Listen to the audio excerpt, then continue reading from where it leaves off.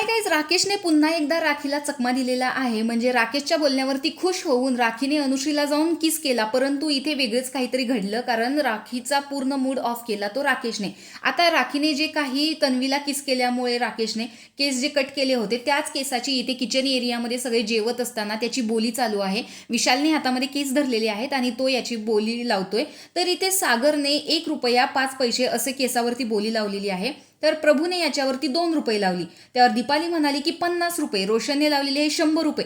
तर प्राजक्ता मध्येच म्हणते की 10,000 रुपये. 10,000 लावल्यानंतर सगळे शॉक होतात, कारण 100 वरून डायरेक्ट 10,000 वरती. तर अनुश्रीने 6,50,000 रुपये अशी बोली लावल्यानंतर राखीला खूप आनंद होतो की एवढी माझ्या केसांसाठी बोली लागलेली आहे आणि ती एकदम उठून उभी राहते की माझे केस एवढी महत्वाची आहेत. त्याच्यावरती राकेश खूप खुश होतो आणि तो म्हणतो की 7 करोड. त्यावरती राखीला खूप आनंद होतो की माझ्या केसाची राकेशने बोली लावलेली आहे 7 करोड. म्हणून ती पळत पळत अनुश्रीकडे जाते आणि अनुश्रीला किस देऊन येते.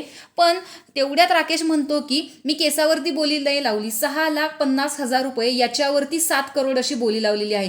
त्यावरती राखीला राग येतो आणि ती राकेशकडे रागाने बघत उभा राहते. म्हणजे पुन्हा एकदा राखीचा मूड ऑफ केलेला आहे आणि त्यामुळेच राखी तिथेच एका जागी उभा राहून त्याच्याकडे फक्त बघत राहते आणि सगळे तिच्यावरती हसत असतात. तर अशा प्रकारे आता राखीने केस कापून सगळ्यांना पुन्हा एकदा खुश केलेलं आहे.